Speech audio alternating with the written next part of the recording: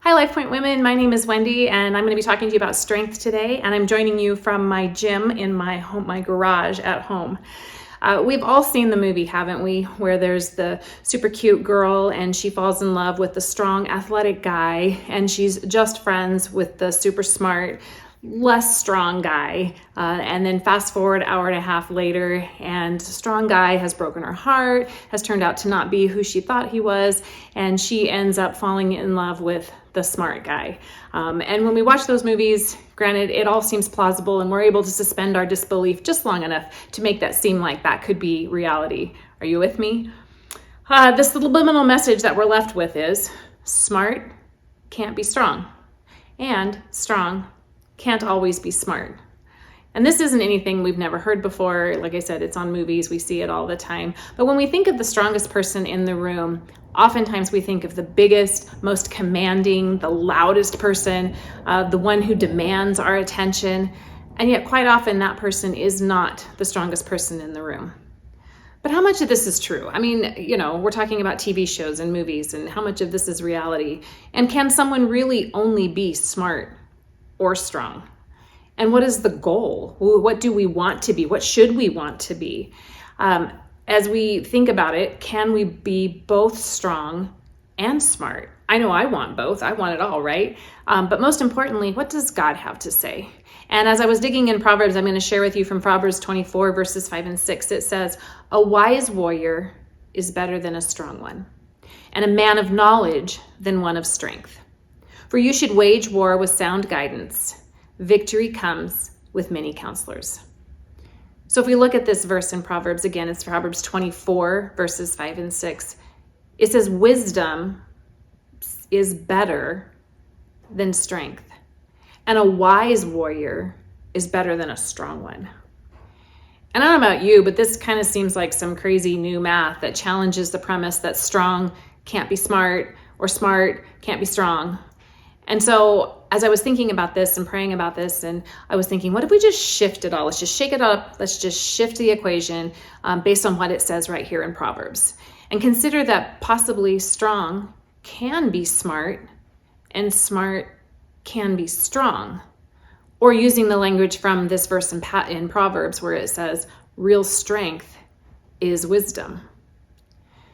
Now, don't get me wrong. There's nothing wrong with wanting to be physically strong. Obviously, there's lots of health benefits. I love to work out. It helps with my stress and anxiety. It keeps me in shape. Hopefully, it's going to help me to live longer, keep up with my kids, be able to be active.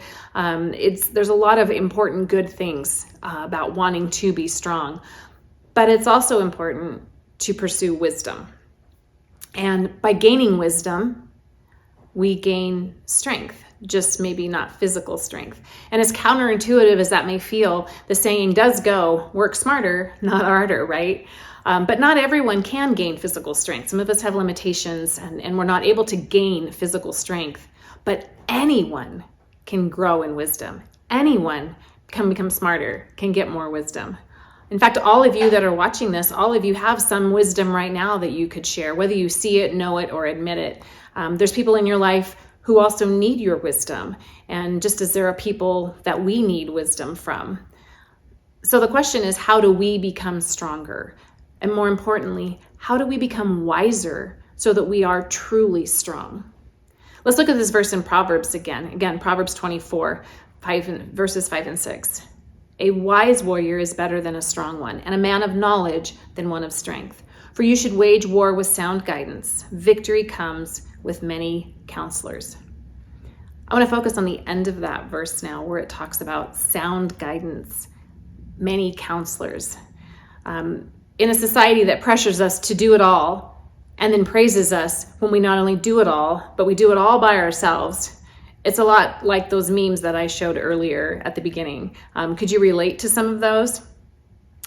I know I do. That's like my feed on my social media are memes like that because they're just true for me. They're funny to laugh at, but there's actually a lot of truth in that. Let me ask, how many of you like to play the game? Can I carry in all the groceries in one trip? One trip, don't or perhaps I can do this project and I don't need anybody's help. I don't have to ask anybody. I got it. I can figure it out. I can do it. Or this one's my personal favorite. Well, the husband's gone this weekend. Let's do a bathroom remodel. And then when he gets home, I have to explain to him why there's a hole in the wall and there's no light fixture, which still we're working on and we're going to get fixed. Is that just me? Anybody else? I'm not sure how I know how to let others in. I'm not sure I always know how to get and sound guidance or counsel. And that's not wise or strong. It's just silly. Like, I have a hole in my bathroom right now. My impatience and my pride have often gotten me into more than one predicament that never would have happened had I simply asked for help. Had I simply sought someone out and their wisdom and their guidance. Many counselors, as the verse says. Heck, any counselor, just one sometimes is all I need. And the most perfect counsel and guidance when we're talking about wisdom and strength comes from God, from His Word, His Spirit, from His Son, even from relationships with people who are also pursuing wisdom and strength from Him. Two of my personal favorite Proverbs are Proverbs 3, 5, and 6, and Proverbs 18:10. And I'm going to read those to you now. Proverbs 3, 5, and 6 says, "Trust in the Lord with all your heart. Do not rely on your own understanding. In all your ways acknowledge Him, and He will make your paths straight." His wisdom, His guidance, His understanding. And then in Proverbs 18, it says, "The name of the Lord is a strong tower. The righteous run to it and are protected." Trust the Lord. Know the Lord. Run to the Lord. He will make our path straight, and He will be our tower and our protection. He is wisdom and strength.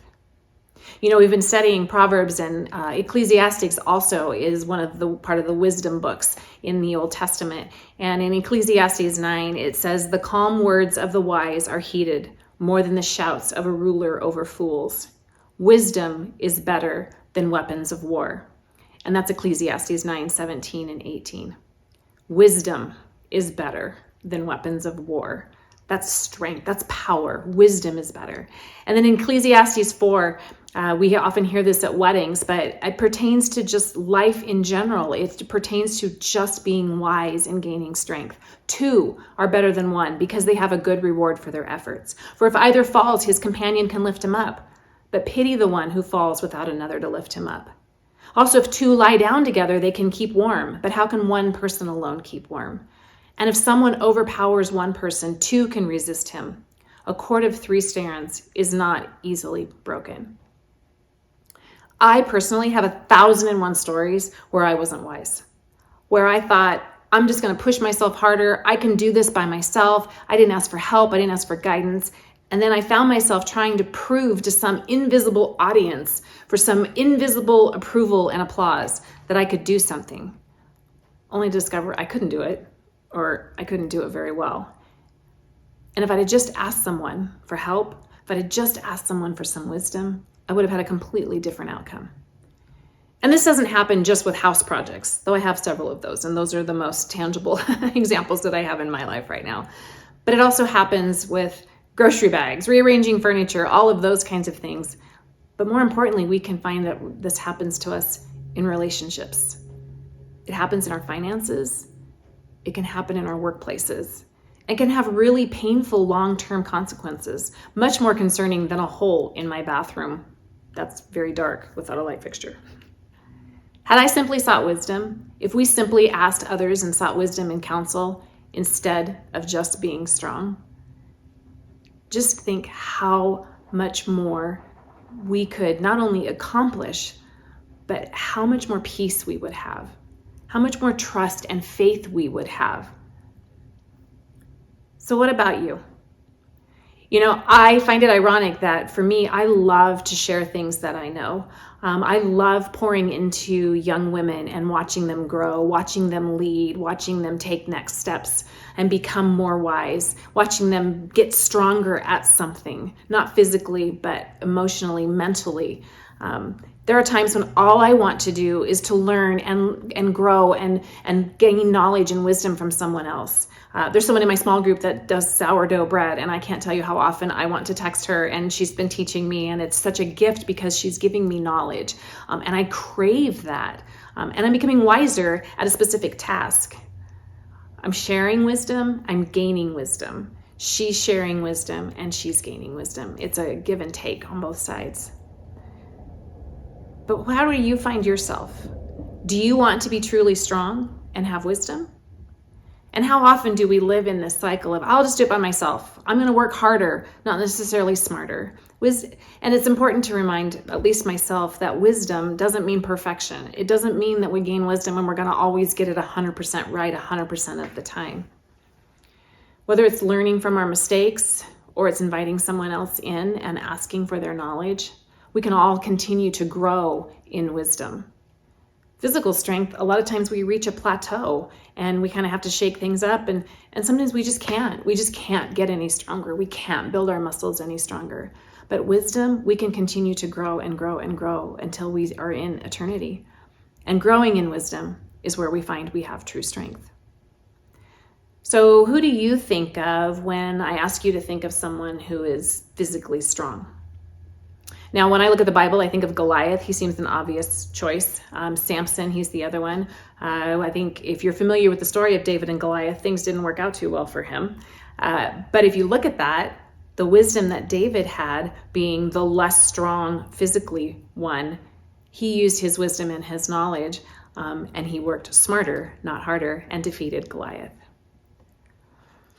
I also think of Samson, who made a series of not so smart decisions, and he lost his physical strength before he truly sought God and had one more burst of power, if you will, which exemplified physical strength and wisdom.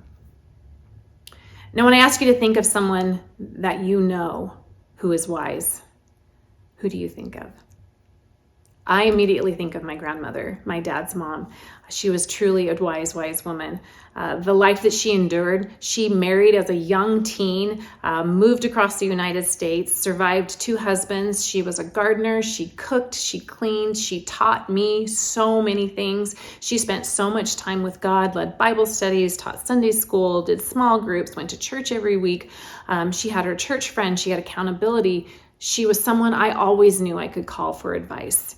And she always had words of wisdom. And even in her old age, when her body was failing her, she was physically not strong.